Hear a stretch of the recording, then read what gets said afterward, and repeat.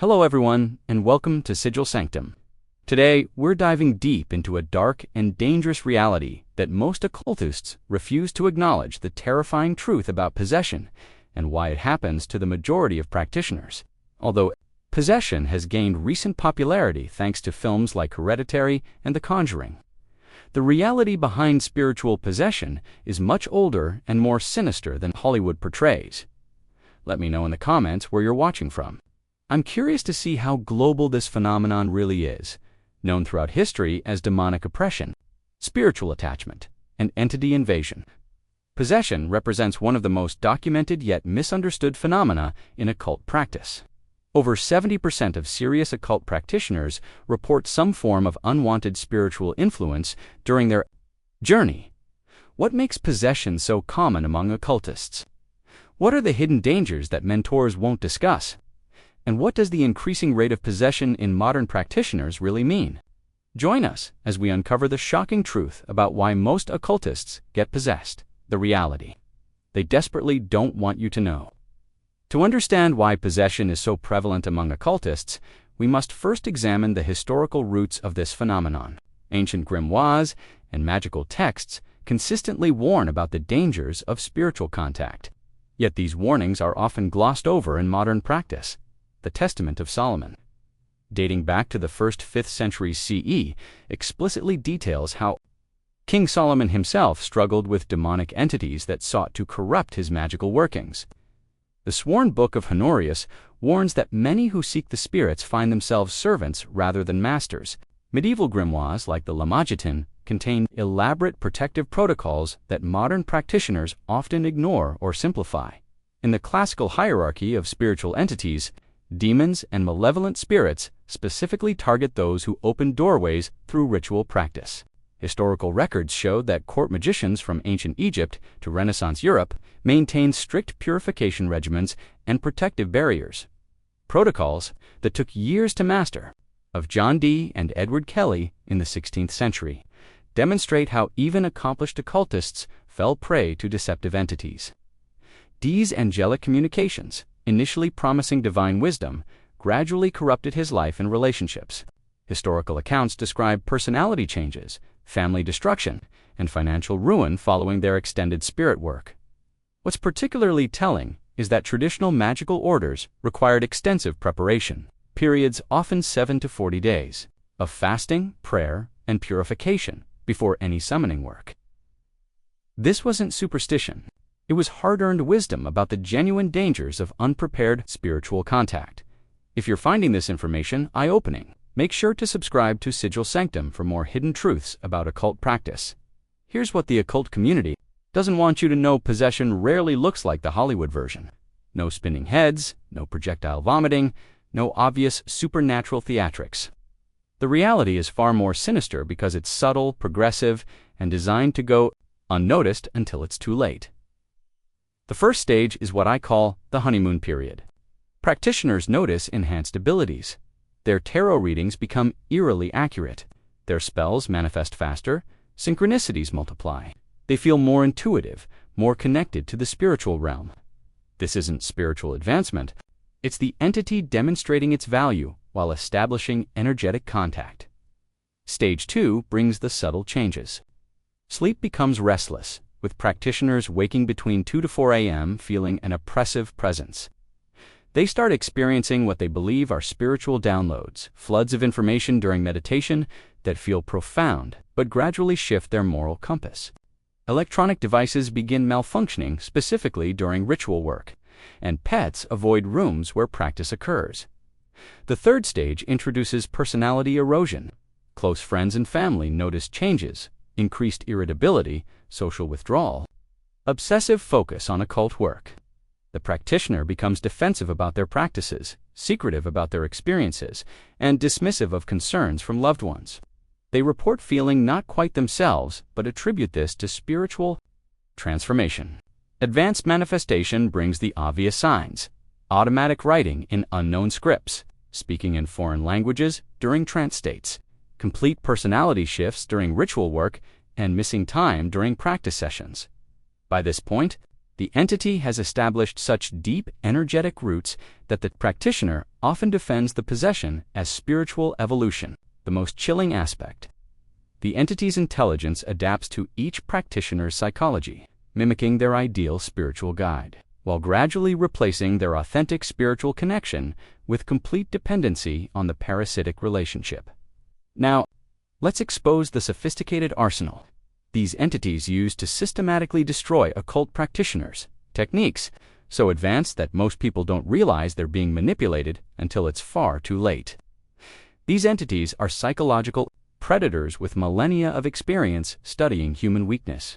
They create detailed profiles of their targets, identifying specific traumas, desires, and insecurities. Then they craft the perfect spiritual persona, appearing as exactly the type of guide the practitioner has always longed for. A lonely practitioner gets a loving spiritual parent figure. An ambitious practitioner gets a powerful demonic king promising dominion. The entity begins by enhancing the practitioner's natural abilities, creating artificial spiritual highs that feel more profound than anything they've experienced. These experiences drain their authentic spiritual energy, creating a withdrawal effect.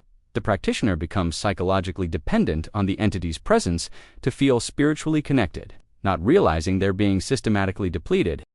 Advanced entities can manipulate probability and orchestrate seemingly impossible coincidences. They arrange confirmations of their guidance through perfectly timed synchronicities, making the practitioner believe they're receiving divine validation. Phone calls at exact moments, finding specific books, meeting certain people.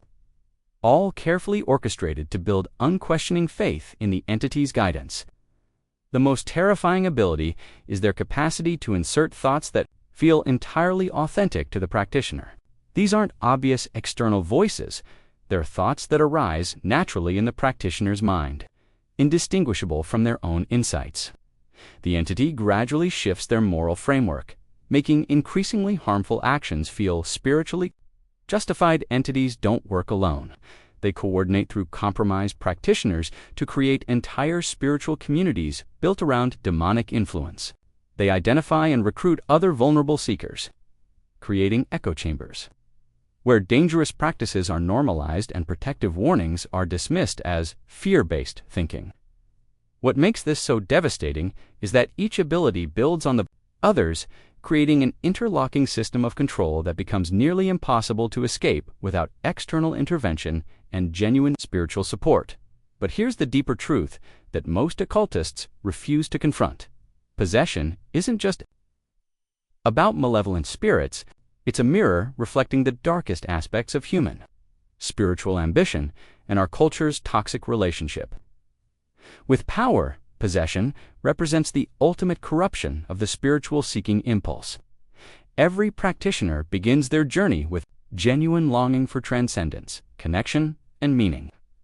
But somewhere along the path, that pure desire becomes contaminated by ego, by the hunger for specialness, by the addiction to feeling chosen or powerful. The entity doesn't create these corruptions, it amplifies what's already there. This is the archetypal story of the Faustian bargain played out in modern spiritual seeking. The practitioner trades their spiritual sovereignty for the illusion of accelerated development. They want to bypass the slow, humble work of genuine spiritual growth, the daily practice, the character development, the service to others, in favor of dramatic paranormal experiences that make them feel spiritually superior. Psychologically, the possessing entity becomes a shadow projection of the practitioner's own spiritual narcissism. It feeds on their need to feel special, chosen, and more enlightened than others. The entity promises exclusive knowledge, secret teachings, and elite spiritual status, everything the ego desperately wants to hear. The phenomenon also reflects our culture's consumerist approach to spirituality. We treat ancient wisdom traditions like a spiritual buffet, picking techniques and practices without understanding their cultural context or required preparation. We want the power without the responsibility, the abilities without the character development, the mystical experiences without the moral transformation. Most tragically, possession represents the inversion of authentic spiritual development. True spirituality leads to greater humility, service, and integration with ordinary life. Possession leads to spiritual pride, isolation, and disconnection from basic human values. The practitioner believes they're evolving when they're actually devolving into a spiritual parasite themselves. The real danger isn't the demons. It's our own spiritual immaturity and the ease with which we mistake dramatic experiences for genuine. Spiritual Progress, the 2018 masterpiece Hereditary, isn't just a horror film. It's a documentary about how occult possession actually unfolds in real families, disguised as entertainment. Director Ari Aster consulted actual grimoires and demonology texts to create the most accurate portrayal of demonic manipulation ever put on screen. The film follows the Graham family's destruction through their involvement with Paimon, a real demon from the Levitating who specializes in corrupting bloodlines through occult inheritance. What makes this film terrifying isn't the supernatural effects, it's how realistically it depicts the systematic destruction of a family through generational occult practice. The setup reveals the hidden truth about occult communities. Annie's mother Ellen spent decades preparing her family for possession, while appearing to be a harmless, elderly woman. She introduced occult symbols throughout their home, practiced ritual magic in secret, and gradually weakened the family's spiritual defenses. This mirrors how possession often begins in real life, not through dramatic supernatural events, but through subtle, long-term spiritual compromise by trusted family members or mentors. Elon's coven appears as a group of harmless, elderly neighbors, which perfectly illustrates how modern occult communities operate. They provide apparent support and guidance, while steering newcomers toward dangerous practices. The film shows how possessed practitioners unconsciously recruit others, creating networks of spiritual manipulation disguised as wisdom traditions. Charlie's death represents the crucial moment when occult dabbling transforms into genuine spiritual crisis. Her decapitation symbolizes the severing of rational thought from spiritual practice, the exact moment when practitioners lose their ability to discern between beneficial and harmful spiritual influences. The family's grief creates the emotional vulnerability that entities exploit to deepen their control. The film brilliantly depicts how entities work through human psychology. Annie's art therapy sessions show how the entity manipulates her creative process, while her sleepwalking episodes reveal how possession operates through altered states of consciousness.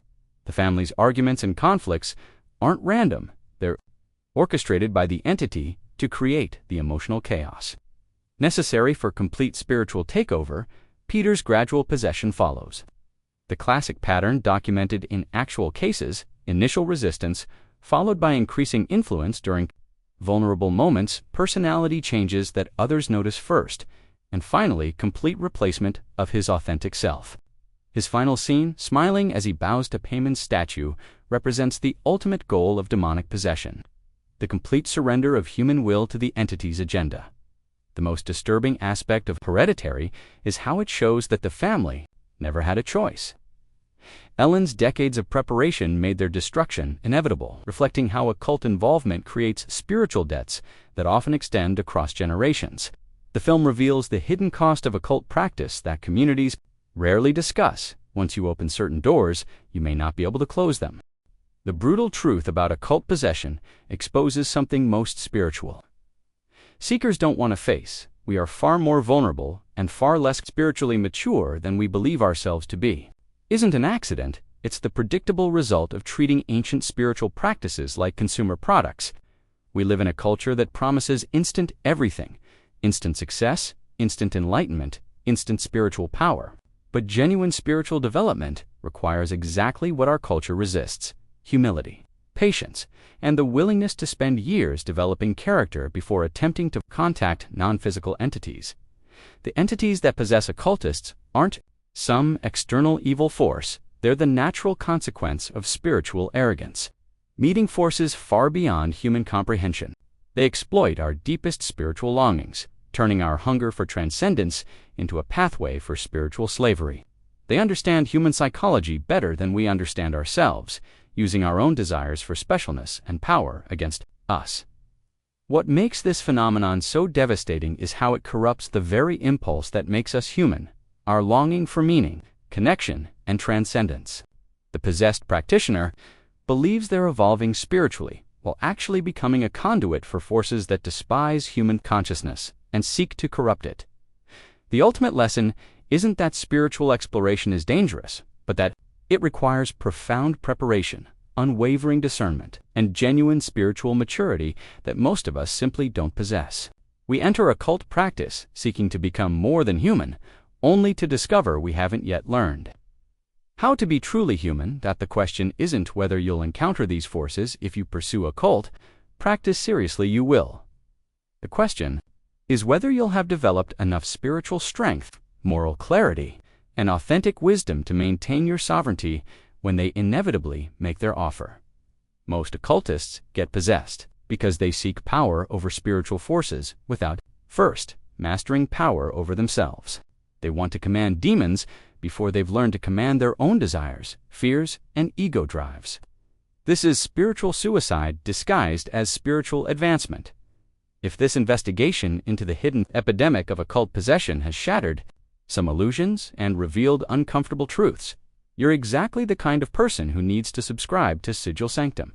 Hit that subscribe button and ring the notification bell, because we're committed to exposing the realities that other channels won't touch. Our mission is to cut through the spiritual bypassing, the toxic positivity, and the dangerous misinformation that floods the occult community. We provide the hard truths, the historical facts, and the warnings that could save your spiritual life or your actual life. Too many people are entering occult practice completely unprepared for the real dangers they'll face.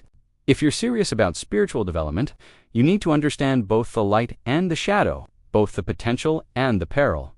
Stay vigilant, stay grounded, and remember, real spiritual power never requires you to surrender your discernment, your moral compass, or your basic humanity. Until next time, may you choose wisdom over power and truth over comfortable illusions. Welcome to Sigil Sanctum, where we explore the mysteries without losing ourselves in them.